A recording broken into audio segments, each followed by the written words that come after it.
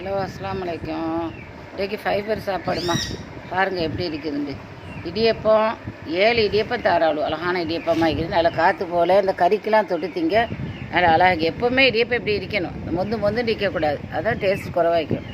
இடியப்பம் சவ்வரிசிக்கு தேங்காய் பால், அட்டைப்பால், மில்க் மேடு, அதுக்கப்புறம் நெய்யில் இது என்னது ஏலக்காய், முந்திரி பருப்பு, கிஸ்மிஸ் எல்லாம் போட்டு தாளித்து ஊற்றிக்கிறாள். தேவையான அளவு சீனி, ரொம்ப கறிக்கன்னு போடாமல் அழகான அளவு போட்டிக்கிறாள்.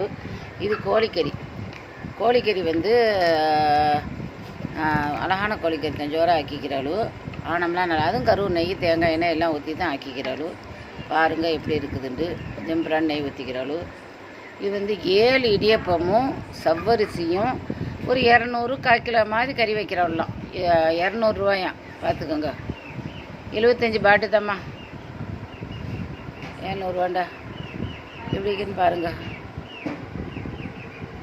இதை பார்த்துட்டு லைக் பண்ணுங்கள், ஷேர் பண்ணுங்கள். இந்த பிள்ளைகளுக்கு ஆர்டர் கொடுங்க. ஆனால் அன்றைக்கு முடிஞ்சிட்டு, ஏன்னா ஒவ்வொரு நாளும் அன்றைக்கு ஆர்டர் பண்ணி அன்றைக்கு முடிச்சிடுறோம். தேவையான அளவுக்கு கறியை வேண்டாம் இப்படி எடுத்து காட்டுறேன்.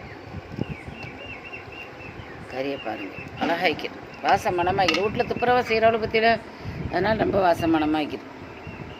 பார்த்துட்டு சொல்லுங்கள் எப்படி இருக்குதுண்டு. லைக் பண்ணுங்கள், ஷேர் பண்ணுங்கள். நீங்கள் நேரத்தோடு ஆர்டர் கொடுத்தா உங்களுக்கு கிடைக்கும். 7 இடியப்பமும் கறியும் சவ்வரிசியும் 3 பேர் திங்கையில், ஒரு சின்ன பிள்ளைய ஒரு வாப்பாமும் திங்கையில், ஆளுக்கு 3 தின்னுட்டு ஒரு இடியப்பத்தை சின்ன பிள்ளைக்கு வாயில் பிச்சு விடுண்டா 200 ரூபாய்க்கு எந்த ஹோட்டல்லேருந்து சாப்பிட போறியம்மா?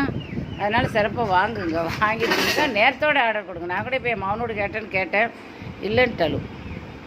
எந்த பத்துலாத்தா இருந்தாலும் அவள் இருந்தால் தானே தருவாள், இல்லாட்ட என்ன செய்வாள்? அவளுக்கு ஆர்டர் கட்டாயம் கொடுக்கணுமே. லைக் பண்ணுங்கள், ஷேர் பண்ணுங்கள், சப்ஸ்கிரைப் பண்ணுங்கள். வைக்கிறேன். அஸ்ஸலாமு அலைக்கும்.